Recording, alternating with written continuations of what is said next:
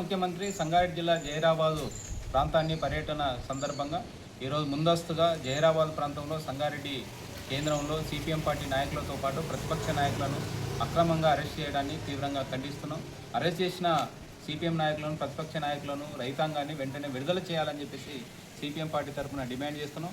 ఈరోజు జిల్లాకు వస్తున్న సందర్భంగా జిల్లాలోని అనేక రకాల ప్రజా సమస్యలు ఉన్నాయి. ప్రజా సమస్యలు పరిష్కారం కావాలని చెప్పేసి సిపిఎం నాయకులు కానీ, ప్రతిపక్ష నాయకులు కానీ ఈరోజు ముఖ్యమంత్రికి అధికార ఉన్నది కాబట్టి వాళ్ళ దృష్టికి తీసుకెళ్లడానికి ప్రతిపక్షాలకు అవకాశం ప్రజాస్వామ్య దేశంలో ఇవ్వాలి.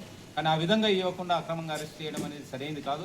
ఈరోజు టీఆర్ఎస్ గతంలో అప్రజాస్వామికంగా వ్యవహరించింది. నేను వస్తే ప్రజాస్వామ్యయుతంగా పరిపాలన చేస్తానన్న రేవంత్ రెడ్డి గారు మరీ అదే విధానాన్ని కొనసాగిస్తుంది. ఇది సరైనది కాదు. తక్షణమే అరెస్ట్ చేసిన వాళ్ళందరినీ కూడా బేషరతుగా వెంటనే విడుదల చేయాలని చెప్పేసి సిపిఎం పార్టీ తరఫున డిమాండ్ చేస్తున్నాం. అదేవిధంగా జిల్లాకు సంబంధించిన ప్రధానమైన సమస్యలు ఏవైతున్నాయో వాటిని తక్షణమే ఈ పర్యటనలో పరిష్కారం చేయాలని చెప్పేసి సిపిఎం పార్టీ తరఫున డిమాండ్ చేస్తున్నాం. ఈరోజు ఈ జిల్లాకు ప్రధానంగా కావాల్సింది మెట్రో.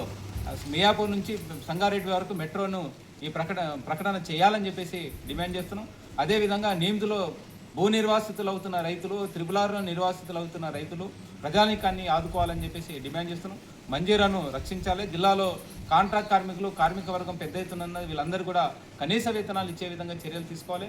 కాబట్టి జిల్లాకు ఈ సందర్భంగా నువ్వు వస్తున్నావు కాబట్టి జిల్లా అభివృద్ధి కోసం అనేక గ్రామాలు, పట్టణాల్లో మురికి కాలువలు, రోడ్లు అధ్వానంగా ఉన్నాయి. కాబట్టి వాటన్నిటినీ డెవలప్ చేయడం కోసం ఈ జిల్లాకు 1000 కోట్ల రూపాయలను తక్షణమే కేటాయించాలని చెప్పేసి సిపిఎం పార్టీ తరఫున డిమాండ్ చేస్తాం.